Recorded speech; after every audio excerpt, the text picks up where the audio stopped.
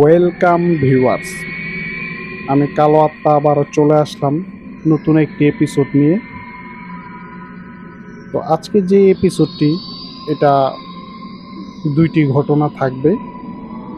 তো এই ঘটনাগুলো পাঠিয়েছেন রায়হান নামে কোনো একজন বন্ধু। তার গ্রামের বাড়ি হচ্ছে মানিকগঞ্জ। তিনি মূলত ঢাকাতেই থাকেন, ঢাকা কলেজে লেখাপড়া করেন। এই ঘটনাটা মূলত তিনি পাঠিয়েছেন এবং ঘটনাটা ঘটেছিল তার দাদার সাথে।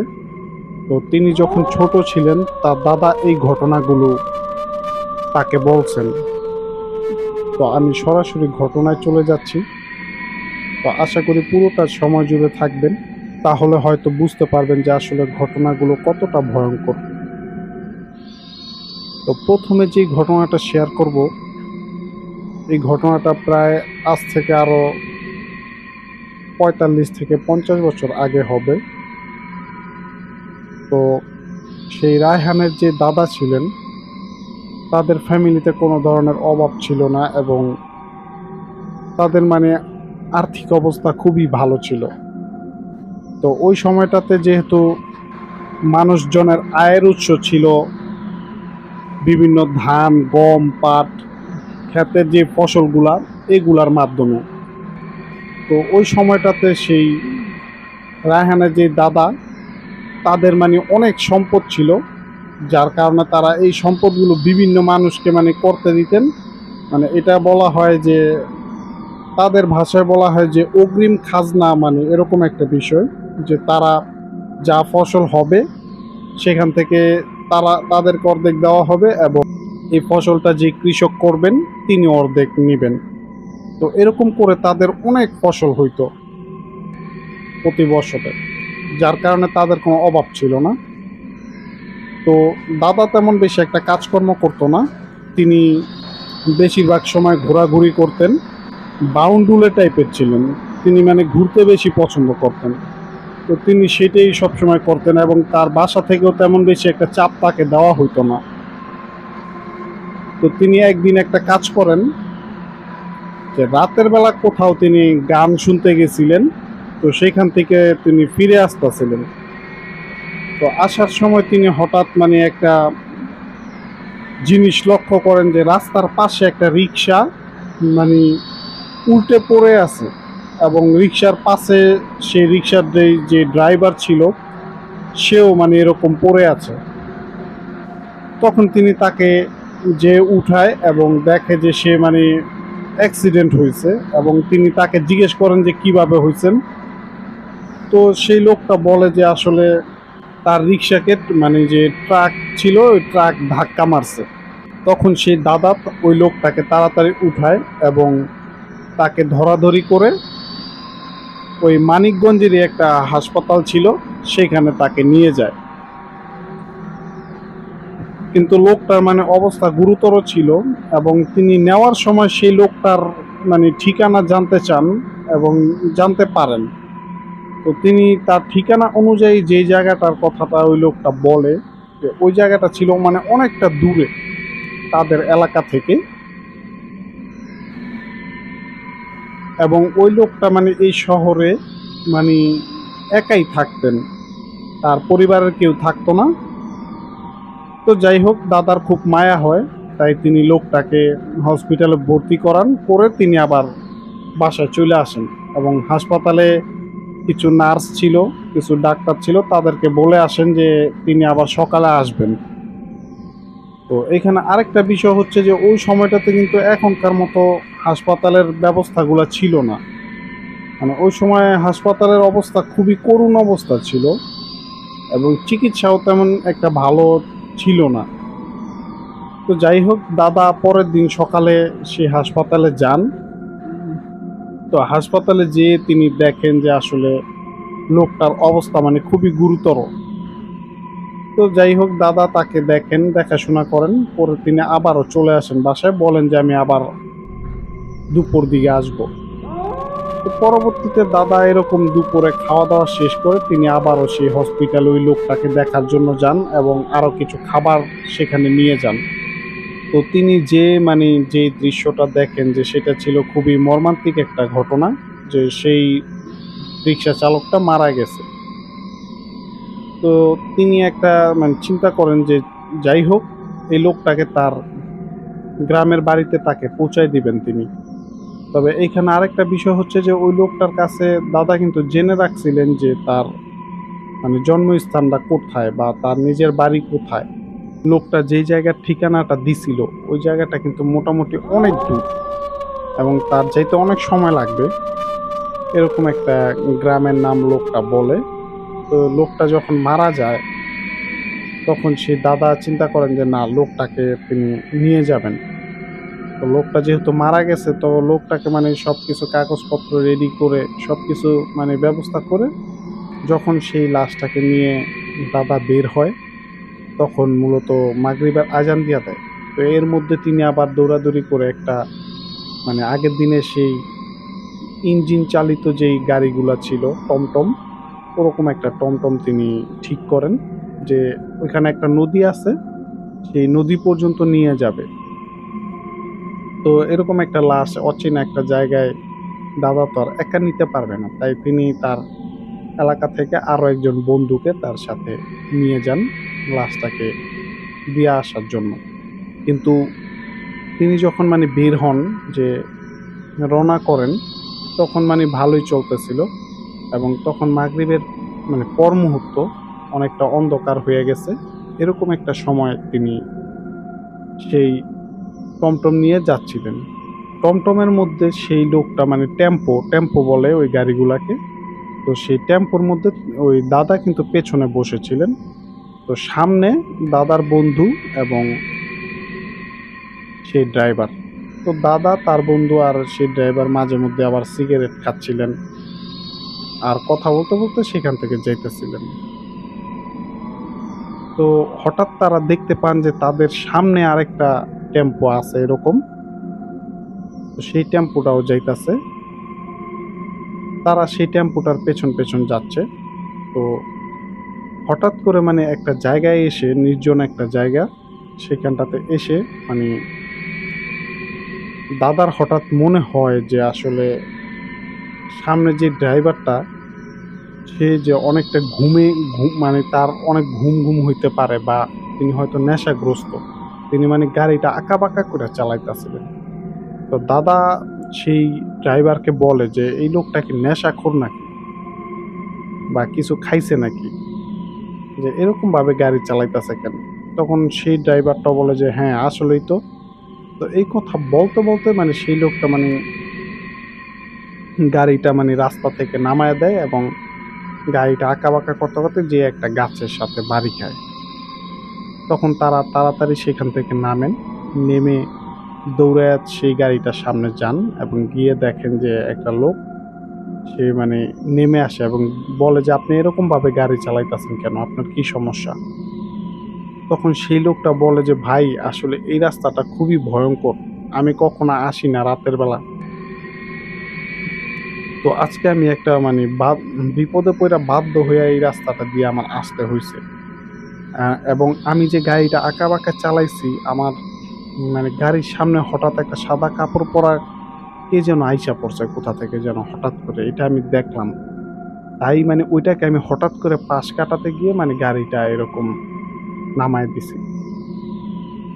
তো যাই হোক, তারা সেই লোকটার গাড়িটাকে আবার টেনে টুনে তুলে সেখান থেকে পরবর্তীতে সেই লোকটাকে তারা বিদায় করে দিয়ে তারা আবারও রওনা হয়। তো তারা যখন রওনা হয় ঠিক তখনই মানে দাদা আবারও সেই পেছনেই বসেন আগের মতো করে। তো হঠাৎ করে তার মনে হয় যে আসলে লাশটা যেমন সিটে মানে দুই পাশে সিট, মাঝখানে ফাঁকা জায়গা ছিল টেম্পুর, সেখানে লাশটা রাখা ছিল। তার মনে হলো যে লাশটা উঠে বসে গেছে সেখানে। তো এইটা দেখে দাদা তার বন্ধুকে ডাকে এবং বলে যে দেখতো লাশটা কি বসে গেছে নাকি। তো তারা দুজনেই গাড়িটা ব্রেক করে পেছনে তাকায় এবং দেখে যে না, লাশ ঠিকই আছে।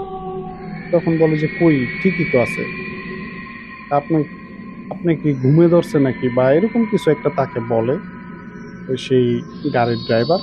তো গাড়িটা তারা আবারও স্টার্ট করে আবারও যাইতে থাকে। তো হঠাৎ করে মানে দাদা বলে যে এই কিরে, লাশটা তো আমাকে একটা খোঁচা দিল, মানে মনে হইতাছে লাশটা ডাকতাছে, এরকম কিছু একটা। তো দাদা এটা যখন বলে, তারা দুজন মানে গাড়িটা আবারও ব্রেক করে এবং বলে যে, আরে আপনার হুইসেটা কি, একটু আগে হয়তো আপনি একটা অ্যাক্সিডেন্ট দেখছেন, যার কারণে হয়তো আবার আপনার মাথায় এরকম কাজ করতেছে উল্টাপাল্টা। তখন সেই দাদার যে বন্ধু ছিল, সে বলে যে তুই এক কাজ কর, তুই সামনে এসে বস, তিনজন আমরা সামনে বসি, লাশ পিছনে থাকে। তো এইটা বলার পরে দাদা সেখান থেকে নেমে সামনে যেয়ে বসে এবং সেই গাড়িটা চলতে থাকে। তো এর মধ্যে তারা মানে আর কোনো সমস্যা হয় না, এবং ৫-১০ মিনিট চালানোর পরে তারা একটা নদীর পাড়ে আসেন, এবং নদীর পাড়ে এসে দেখেন যে আসলে কিছু দোকানপাট কিন্তু সবগুলা বন্ধ, আর নদীতে কোনো নৌকা নাই, মানে নৌকা আছে কিন্তু কোনো মাঝি নাই। আর আপনারা আরেকটা জিনিস জেনে থাকবেন যে গ্রামে কিন্তু মানে আগের দিনে যারা মানে দোকান চালাইতো, তারা কিন্তু রাতের বেলা সেই দোকান বন্ধ করে দোকানের ভিতরেই ঘুমাইতো। তখন সেই দাদা এরকমই একটা দোকান ছিল, সেই দোকানটার মধ্যে এমন টোকা দেয়। তো ভেতর থেকে একটা লোক বলে যে আসলে কে, তখন তারা বলে যে আসলে আমাদের মাঝি দরকার।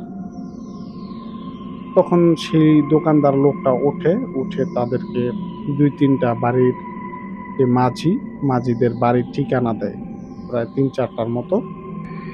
তারা প্রত্যেকটা বাড়িতে যায়, কিন্তু এখানে সমস্যা হচ্ছে যে কোনো মাঝি মানে লাশ নিয়ে হইতে চায় না, নদী পার করতে চায় না।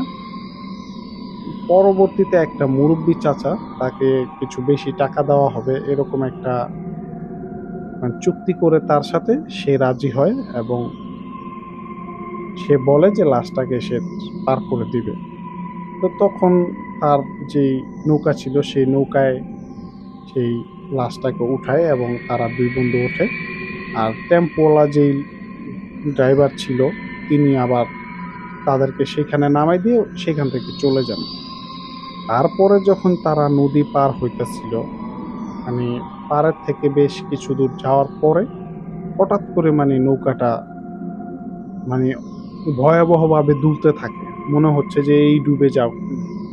তখন তারা দুজনেই খুব ভয় পায়, এবং তারা ভয়ে, ভয়ে সেখানে মানে বলতে থাকে যে নৌকাটা এরকম দুলতাছে কেন? এবং মাঝি যেই ছিল, সেই মুরুব্বি লোকটাকে বলতাছিল যে, "চাচা ঠিকঠাকভাবে চালান।" তো যখন তারা সেই মাঝ নদীতে যায়, তখন তারা আরেকটা জিনিস লক্ষ্য করেন যে সেখানেও নৌকাটা এরকম দুলতাছে, এবং সেই নৌকাটার পাশে প্রায় ৬-৭টার মতো নীল কালারের আলো এসে সেই নৌকাটাকে ঘিরে ফেলে এবং ঘুরতে থাকে। তো তখন তারা দুজনে খুব ভয় পায়। তখন সেই মুরুব্বি লোকটা বলে যে আসলে ও মানে নৌকায় লাশ নিয়া পার হইতে নিলে এরকম একটু সমস্যা হয়। কিন্তু আপনারা কেউ ভয় পাবেন না, দুজনের একজনও। আপনারা ভয় পাবেন না একটুও। আপনারা দোয়া পড়তে থাকুন। স্বাভাবিকভাবে থাকুন। কোনো চিৎকার চেঁচামেচি করবে না। আপনারা শুধু দোয়া পড়তে থাকুন। তখন তারা দোয়া পড়তে থাকে এরকমই। তো এরকম দোয়া পড়তে, পড়তে একটা সময় যখন সেই মানে কিনারের দিকে আইসা পড়ে, তখন তারা মানে দোয়া পড়া বন্ধ করে দেয়। তাদের মনে হয় যে এই যে আমরা চলে আসছি। তো ঠিক যখন তারা বন্ধ করে দেয়, এবং ঠিক সেই সময়টাতে মানে একটা অদৃশ্য শক্তি তাদের নৌকাটাকে উল্টে দেয় সেখানে। কিন্তু ভাগ্য ভালো ছিল যে সেখানটাতে পানি কম ছিল, এবং তারা সেই লাশটাকে টেনে হিঁচড়ে সেই কিনারে উঠে এবং সেই মাঝি ছিল, সেই মাঝিও কিনারে উঠে তখন লাশটাকে মানে উপরে মাটির উপরে রাখে। তখন সে মাঝি বলে যে, "আপনাদেরকে বললাম না আপনারা দোয়া পড়তে থাকুন। আর আপনারা থামবেন না যতক্ষণ পর্যন্ত মানে নৌকা চলতে থাকবে ততক্ষণ পর্যন্ত। আপনারা থামবেন কেন?" তখন ওই মাঝি লোকটা, মুরুব্বি লোকটা আরো বলে যে, "আসলে লাশ নিলে এরকম কিছু ভয়ংকর ব্যাপার-স্যাপার ঘটে। তো আপনারা এক কাজ করুন যে এই লাশটাকে যত দ্রুত পারেন দাফন করার ব্যবস্থা করে ফেলুন।" তো এই বলে সেই মাঝি লোকটা আবার চলে যায়। তার যে দেনা পাওনা ছিল সেটা নিয়ে সে সেখান থেকে চলে যায়। তখন সেই লাশটাকে ওইখানে মানে রেখে তারা একজন বসে, দাদা বসে। দাদা একটু সাহস বেশি ছিল, সে বসে এবং তার যে বন্ধুটা ছিল তাকে পাঠায় যে একটা ভ্যান গাড়ি খোঁজার জন্য। তো নদীর এই পারেও কিছু দোকানপাট ছিল, সেখান থেকে এরকমই আরেকটা দোকানদারকে ডেকে উঠায় এবং একটা ভ্যানওয়ালার ভ্যান চালকের একটা ঠিকানা বের করে এবং সেই লোকটা মানে যেতে চায় না, তাকেও মানে বেশ কিছু বেশি টাকার অফার করা হয়। পরবর্তীতে সেও রাজি হয়। তখন সে এসে বলে যে আসলে যেই ঠিকানাটা মানে ওই লোকটা যে গ্রামটা, সেই গ্রামের নাম বলা হয় এবং সে বলে যে আসলে এই গ্রামটা যেতে প্রায় 25-30 মিনিটের মতো সময় লাগতে পারে। তখন সেই ভ্যান চালক এবং দাদার বন্ধু সেই লাশটাকে ভ্যানে উঠাইতে যাবেন, এমন সময় মানে তাদের মনে হইতাছিল যে আসলে সেই লাশটাকে মনে হইতাছে যে মাটির নিচ থেকে কোনো কি একটা শক্তি টেনে ধরে রাখতেছে, যে তারা অনেকখানি উঠায় ফেলে এবং ওই নিচ থেকে আবারও টান দিয়ে নিচে নামায় ফেলায়, এরকম মনে হইতাছিল তাদের। তো যাই হোক, অনেক কষ্টে পরবর্তীতে তারা সেই লাশটাকে সেই ভ্যান গাড়িতে উঠায়। উঠানোর পরে তারা চলতে থাকে। তো চলতে থাকে, হঠাৎ এরকমই মানে সেই তারা দুজন ভ্যান গাড়ির সামনে বসছিল। তো সেই দাদাকে মানে আবারও সেই লাশটা মানে খোঁচা মারে এরকম মনে হইতাছে। তো সেই দাদা কিন্তু তার বন্ধুকে ১ম সন্দেহ করে এবং তাকে বলে যে, "কিরে তুই দুষ্টামি করস কেন?" পরবর্তীতে সে বলতাছে যে না, সে এরকম কিছু একটা করে নাই।